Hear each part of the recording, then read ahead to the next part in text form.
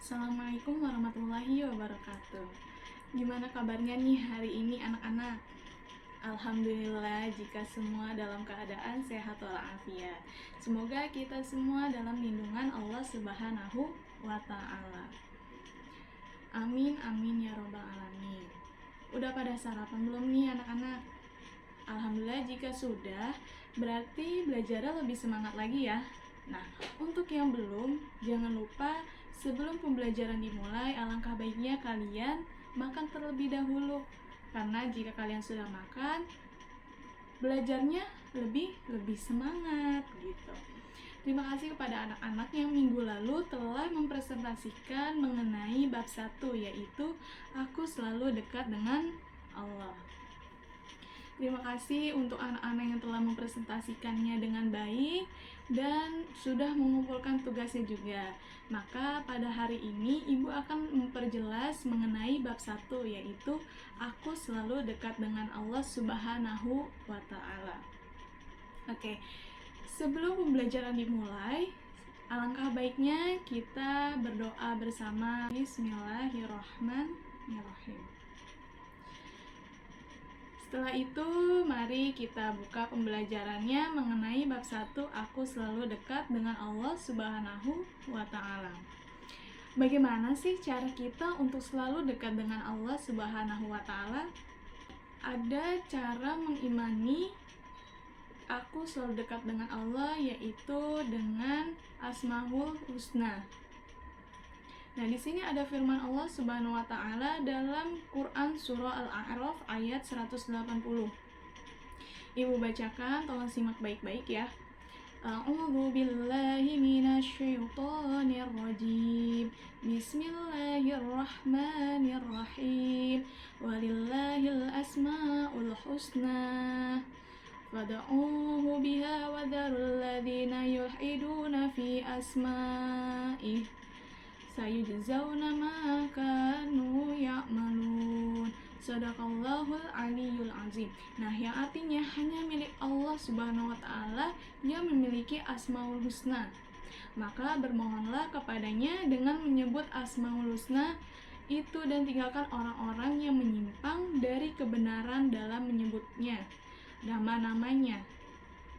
Nanti mereka akan mendapatkan balasan terhadap apa yang telah mereka kerjakan. Asmaul Husna itu hanya dimiliki oleh Allah Subhanahu wa Ta'ala.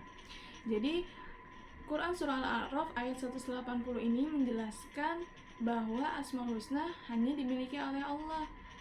Begitu pula di dalam hadis menjelaskan riwayat Imam Bukhari yang artinya dari Abu Hurairah radhiyallahu anhu, sesungguhnya Rasulullah Shallallahu alaihi wasallam bersabda, Allah mempunyai 99 nama 100 kurang 1. Barang siapa yang menghafalkannya, maka ia akan masuk surga. Hadis riwayat Bukhari. Maksud dari hadis di sini yaitu bukan hanya sekedar menghafalkannya, namun ketika kita sudah menghafalkan 99 nama Asmaul Husna, maka kita harus menjaganya. Bukan hanya menjaganya juga, tapi kita harus mengamalkannya dalam kehidupan sehari-hari. Jadi bukan hanya karena kita menghafal lalu kita masuk surga, tapi ketika kita sudah menghafal Asmaul Husna 99 nama itu, kita harus mengamalkannya, harus menjaga hafalan kita. Kalau kita sudah memenuhi kriteria tersebut, insya Allah kita akan masuk ke dalam surga. Nah, lalu di sini kita akan membahas mengenai Asmaul Husna. Yang pertama Al-Karim. Ada yang tahu nggak nih Al-Karim artinya apa? Ya, benar. Al-Karim di sini artinya yang maha mulia, yang maha dermawan, atau yang maha pemurah. Secara istilah, Al-Karim diartikan Allah maha mulia di atas segala-galanya, sehingga seluruh makhluknya tidak ada satupun yang bisa menandinginya. Jadi nggak ada manusia yang dapat menandingi Allah Subhanahu wa Ta'ala. Al-Karim memiliki arti yang maha mulia dan yang maha dermawan. Nah, untuk pengimplementasian dalam kehidupan sehari-hari, contohnya itu kita sebagai umat muslimah ataupun umat muslim untuk gemar bersedekah. Jadi kalau kita mempunyai rezeki yang lebih, kita bisa bersedekah.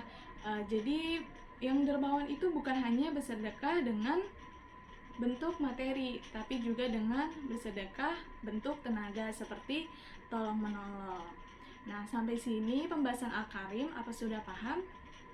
Oke, kalau sudah paham, kita lanjut yang kedua, yaitu Asmaul Husna mengenai Al-Mu'min. Al-Mu'min artinya, ada yang tahu? Oke, di sini Al-Mu'min artinya secara bahasa berasal dari kata aminah yang berarti pembenaran, ketenangan hati, dan aman. Jadi Allah Subhanahu wa taala itu Al-Mu'min yang artinya diberikan rasa aman. Nah, nih, bagaimana sih penerapannya dalam kehidupan sehari-hari untuk Asmaul Husna Al-Mu'min? Nah, caranya itu yaitu meneladani sifat-sifatnya seperti kalau kita melihat paku di jalanan, ataupun biasanya yang perempuan itu ada jarum pentul yang jatuh di jalanan, maka kita dapat menyingkirkan benda tajam itu ke tempat yang lebih aman, taruh di tanah ataupun taruh di dalam got air. Nah, ataupun kita dapat ketika teman sedang merasakan dibully dari teman-temannya, kita sebagai temannya dapat membantunya dengan memberikan ketenangan untuk tidak memikirkan hal yang dibully oleh temannya, untuk menenangkannya, untuk memberikan rasa aman. Jangan takut untuk menghadapi orang-orang yang menghina kita. Nah, sampai sini mengenai Asmaul Husna Al-Mu'min, ada yang ingin ditanyakan? Selanjutnya yaitu Al-Wakil. Asmaul Husna Al-Wakil yang artinya mewakili atau memelihara, yaitu Allah Subhanahu wa taala memelihara dan mengurusi kebutuhan makhluknya, baik urusan dunia maupun urusan akhirat. Al-Wakil ini juga biasa kita dengar dengan kata tawakal atau kita berikhtiar. Ada sebuah cerita yang menjelaskan bahwa seseorang membawa sapi, namun ia lelah. Dia taruh sapi itu dekat pohon. Nah, tapi ia lupa mengikatkan tali leher sapi itu ke pohonnya. Maka sang yang punya sapi itu kehilangan sapinya.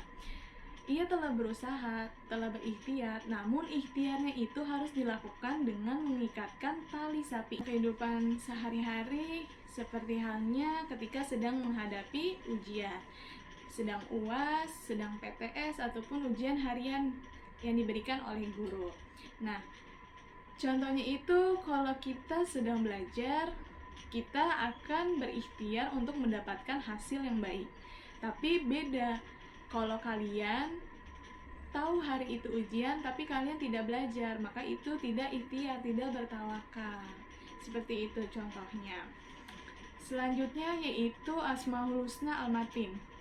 Nah, Al-Matin ini artinya yang maha kukuh. Allah SWT maha sempurna dalam kekuatan dan kekukuhannya. Tidak terbayangkan oleh manusia yang lemah, tidak memiliki daya upaya. Jadi, karena kekukuhannya, Allah SWT tidak terkalahkan dan tidak tergoyahkan. Jadi, Allah itu maha kukuh, tidak ada yang bisa menandinginya. Dalam mengimplementasi Asmaul Husna Al-Matin, yaitu menjadi pribadi yang kuat, menjadi pribadi yang tidak dapat dipengaruhi oleh orang lain. Jadi kita sebagai manusia harus kuat dalam menghadapi apa yang ada di dunia ini. Kalau ada teman yang menghasut kita untuk berbuat buruk, maka kita harus kuat. Kuat apa?